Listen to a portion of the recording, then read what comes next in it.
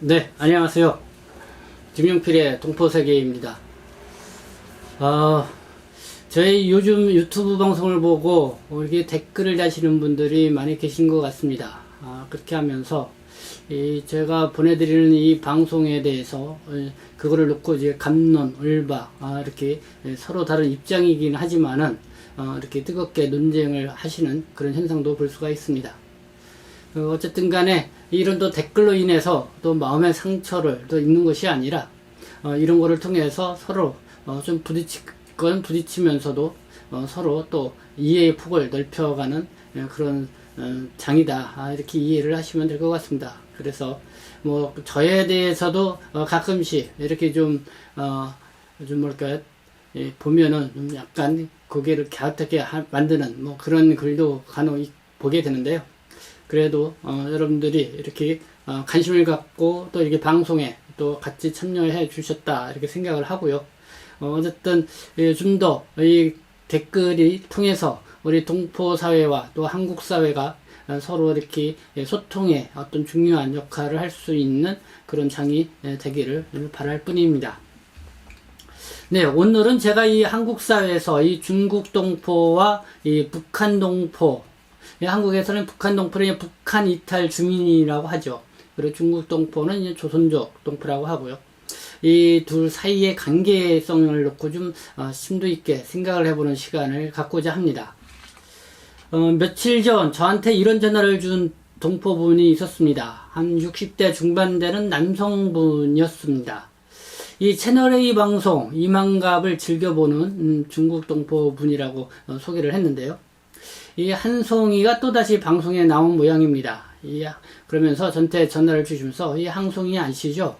이 조선족을 비하하는 방송을 해서 정말 아주 시끌벅적을 했는데, 아직 중국 동포들은 이 한송이 때문에 이 마음의 상처를 많이 받고 있습니다. 그게 아물지도 않았는데 버섯이 또다시 이 방송에 나와서 이렇게 앉아있는 걸 보니까 우러통이 치밀어 오릅니다. 그래서 이 방송국에도 전화를 하고 이 항의를 해봤는데요. 그래도 계속 나오고 있네요. 어떻게 좀 해주세요 하면서 저한테 이렇게 하소연하는 그런 전화였습니다.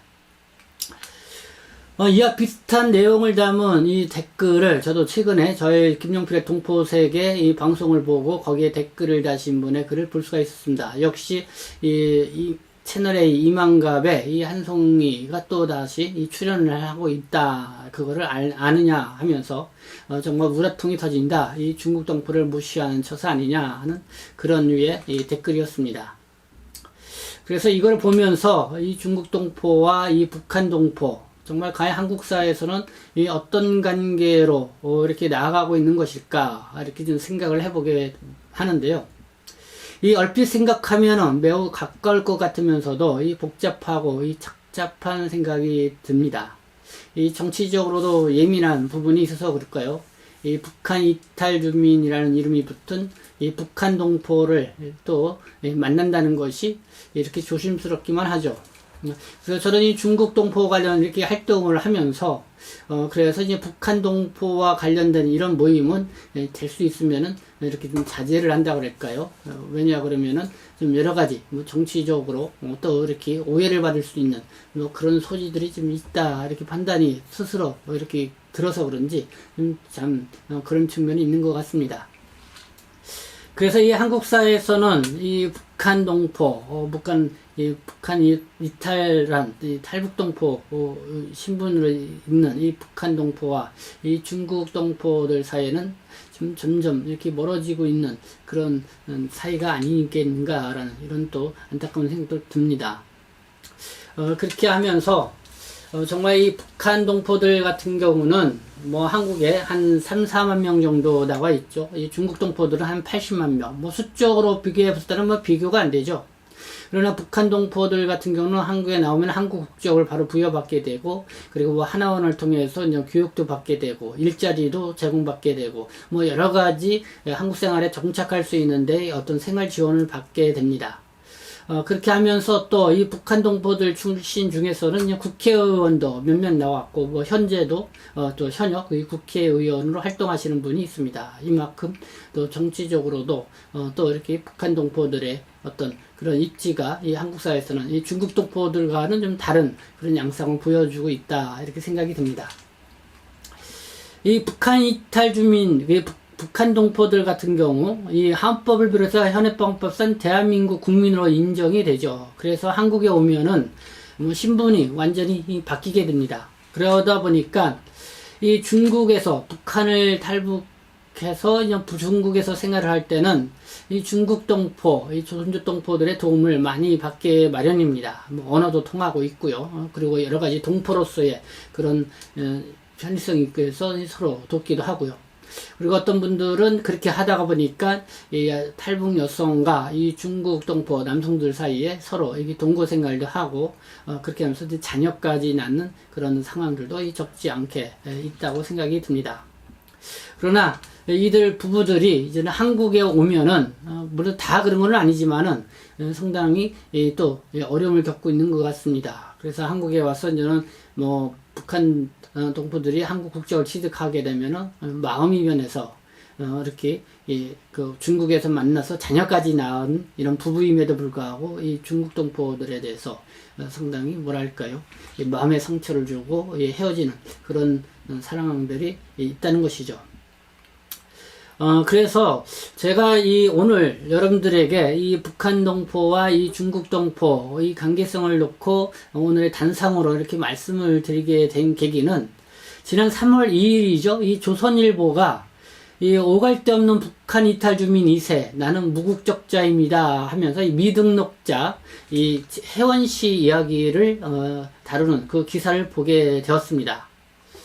이 중국 동포 입장에서 이 기사를 보게 되면은 이 북한 이탈 주민은 한국에서는 한국 국적을 부여해 주는 것으로 아는데 어째서 이 미등록자, 이 무국적자가 됐을까 뭐 이렇게 생각하고 그냥 넘어갈 수 있을 텐데요. 그러나 이 기사를 좀 더 관심 있게 본다고 하면은 이 중국 동포들도 그래도 관심을 가져야 될 그런 사항들이 있지 않나 생각이 듭니다. 왜냐하면은요, 이 기사를 보니까요, 이 혜원 씨의 그 아버지는 바로 이 중국 국적인 조선족 동포였기 때문에 그렇습니다. 그래서 그 내용을 한번 좀 보죠. 이 혜원 씨는 현재 21살입니다. 물론 이름은 가명입니다. 이 북한 이탈 주민의 자녀로서 2014년도에 가족과 함께 한국에 입국을 하게 됐습니다. 그래서 이 한국 국적법에 의하면은 부모 중 누구 중 한 명이 한국인이면은 그 자녀들도 자동적으로 한국 국적을 부여받게 되어 있죠. 그래서 바로 어머니가 북한 이탈 주민이기 때문에 혜원 씨도 바로 한국 국적을 부여받을 수 있었고, 그 아버지 같은 경우는 중국 국적자이기 때문에 한국 국적을 부여받지 못하고 결혼 이주 자격으로 함께 생활하게 된 것입니다. 그러면서 이 혜원 씨 같은 경우는 한국에 국적을 취득을 하고 한국인으로서 중고등학교를 다니고 그리고 또 간호대학에 입학도 했습니다. 근데 20살이 넘어서 이 성년 나이가 되었는데요. 지금 한국 국적이 사라졌다는 것입니다. 그래서 왜 그런가 한번 그 이야기를 한번 여러분들에게 중적으로 전해드리고자 하는 것입니다. 이 조선일보에 보도된 내용을 먼저 말씀을 드리죠. 이 혜원 씨의 어머니는 이른바 고난의 행군이라고 불리는 1990년대에 북한을 탈출하고 중국에서 중국 국적 동포 남편을 만나서 2000년도에 혜원 씨를 낳았다. 이 가족은 한국행을 여러 번 시도했다. 이 과정에서 혜원 씨의 어머니가 중국 공안에 잡혀가기도 했다. 아버지는 쌈짓돈을 들고 집을 나섰고 수소문 끝에 어머니를 구해왔다. 하지만 공안에 두 번째로 붙잡혔을 때는 손쓸 수 없었다. 어머니는 행방불명됐다. 혜원 씨는 그때 5살 때의 일이다. 네, 그러니까 이 혜원 씨는 이 북한 이탈 주민, 어머니가 북한 이탈 주민 자녀였는데 이 생모가 되시는 어머니는 중국 5살 때 행방불명이 된 것입니다. 그래서 그 뒤에 또 아버지, 이 중국적인 아버지는 다시 북한에서 이탈해 온 여성과 만나서 그를 돕다가 만나서 다시 또 결혼을 하게 되고 그 사이에 또 아이를 둘까지 낳은 것이죠. 그러다 보니까 혜원 씨는 바로 어린 시절 이 생모가 아닌 이 계모 밑에서 이렇게 자라다가 한국에 오게 된 것입니다.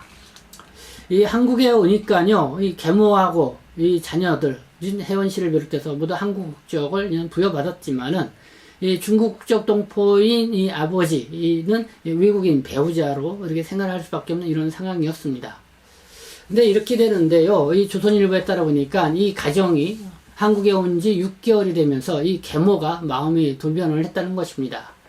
그렇게 하면서, 그러니까 친자가 아닌 혜원 씨를 박해하기 시작을 했고, 그리고 친자인 이 아이, 직접 낳은 아이들과 또 차별을 두기 시작을 했다는 것입니다. 그리고 혜원 씨에 대해서는 말을 잘 안 듣거나, 이렇게 하게 되면은, 너 말 안 들으면 중국으로 보내겠다 하면서 이렇게 협박도 하고, 그렇겠다는 것입니다. 그래서 이 조선일보는 혜원 씨 가족을 돕던 사회복지사의 이야기를, 이렇게 게재를 했는데요. 그 내용을 보면은요, 이 중학교 때 혜원이가 계모에게 학대를 당한 것을 보고 안타까운 마음에 아동학대로 신고하자는 얘기도 했지만은 혜원이는 혹시 아버지의 체류 자격에 문제가 생길 수도 있다면서 나를 말렸다고 했다. 이 혜원 씨는 새어머니의 학대로부터 벗어나기 위해 성인이 되자마자 이 모녀 관계가 아니라는 법원의 판결을 받아냈다. 그래서 국적이 소멸할 줄은 꿈에도 몰랐다. 네, 혜원 씨. 그러니까 어린 시절 이 계모 밑에 자라면서 계모로부터 여러 가지 학대를 받아왔지만은 꾹 참아왔다는 것입니다. 이 아버지를 생각을 하면서요. 그래서 이제 성년이가 됐으니까 이제 괜찮거니 하고 어머니하고의 어떤 관계를 이런 법적으로 정리를 했는데요. 그게 화근이 된 것입니다. 그러니까 그 국적 친자로 이렇게 등록을 해서 한국 국적을 부여받게 되었는데 이게 법원에 친자가 아니다 이렇게 나오니까요. 그 부여됐던 한국 국적이 말소가 됐고 무국적자가 되었다는 것입니다. 그러면 그 이후에 혜원 씨는 어떻게 되었을까요? 그 계모들은 이 자식들을 데리고 친자들이죠. 이 집을 나갔다고 하고요. 그리고 아버지, 이 중국 국적의 동포인 이 아버지와 함께 단둘이 살고 있는 상황이라고 합니다. 그래서 아버지는 뭐 일용직 근로 일을 하면서 이 전전긍긍 어렵게 생활을 하고 있는 가운데 혜원 씨도 뭐 식당 일 등 아르바이트를 하고 있지만은 이 무국적자가 됐으니까요. 뭐 여러 가지 뭐 어려움이 많이 있죠. 뭐 자기 이름으로 통장도 만들 수 없고 뭐 카드도 만들 수 없고 전화도 개통하기 어렵고 뭐 의료보험도 되지 않고 어쨌든 그런 상황이 되어 간 것입니다. 그런 속에서도 뭐 조선일보의 보도를 보니까요 도움의 손길이 있는 것 같습니다. 이 공익변호사 13명이 이렇게 혜원 씨를 돕기 위해서 그래서 변호인단을 구성을 했다는 것입니다. 그래서 이 지난해에 이 12월 달에 서울 가정법원에 소송을 제기를 해서 국적 회복을 위한 법적 절차에 돌입했다고 이렇게 조선일보는 보도를 하고 있습니다. 저는 이번 이 혜원 씨 이야기를 이 조선일보에 한 기사를 보면서 참 착잡하다 뭐 그런 생각을 먼저 들었고요. 그렇게 하면서 이 조선족 중국 동포와 이 북한 동포 사이 그리고 그 사이에서 태어난 이 2세 참 이들의 상태 상황이 정말 얼마나 이 불안하고 정말 뭐랄까요 이 복잡한 그런 관계 속에서 놓여 있지 않나 이런 생각을 가져보게 됩니다. 이 남북 하나재단에 따르면은요 이 혜원 씨처럼 중국 내의 이 무국적 이 북한 이탈 주민 2세의 규모가 한 최소 한 1만 명 정도가 된다고 합니다. 그러니까 북한을 탈출을 해서 이 중국에 거주하게 되는 체류하게 되는 북한 그러니까 도포와 거기에 현지의 중국인이나 이 중국 동포들 사이에서 낳은 그런 아이들 그러니까 그 2세가 한 1만 명 정도 된다는 것이죠. 벌써 혜원 씨가 20살 넘는 성년의 나이가 되었습니다. 그러니까 혜원 씨의 또래의 그런 이 무국적이 된 이 청년들도 점점 많이 발생을 하고 있습니다. 그럼 과연 이렇게 무국적 상태로 있는 이들의 문제를 어떻게 할 것이냐? 참 어떻게 해야 되는지 역시 한국이나 이런 한국 사회에서도 관심을 가져야 되고, 뭐 중국에서도 관심을 좀 가질 수 있을지 모르겠지만은, 어쨌든 이 사회적으로 뭔가 이런 사각지대에 놓여 있는 이들에 대한 관심이 또 도움의 손길이 필요하지 않나 이런 생각이 들고, 엄밀히 따지면은 또 한국의 또 다른 이 동포가 아닌가 이런 생각이 듭니다. 그렇기 때문에 이 한국 사회에서 이 적극적으로 이 관심을 가져야 된다 이런 생각을 갖게 됩니다. 그리고 이 중국 동포와 이 북한 동포, 지금 뭐 혜원 씨의 가족 얘기를 했지만은 앞서 제가 이 한송이 그 사건에 대해서도 저희한테 항의 이야기 전화를 한 그 이야기도 드렸습니다. 그렇게 하면서 참 아직까지도 이 북한 동포와 이 중국 동포들 사이에서는 뭐 다른 그런 거는 아니죠. 그러나 이런 사례와 같이 서로 마음에도 상처를 주고, 처음에는 어려울 때 서로 도웃고, 정말 동포애로서 함께 했던 그런 끈끈한 정이 있었는데, 이 한국 사회에 와서는 정말 이렇게 마음이 돌변을 해서 서로 마음에 상처를 주고, 정말 점점 더 멀어지는 이런 안타까운 상황이 되어가고 있다. 참 그런 생각을 들으면 착잡한 느낌이 듭니다.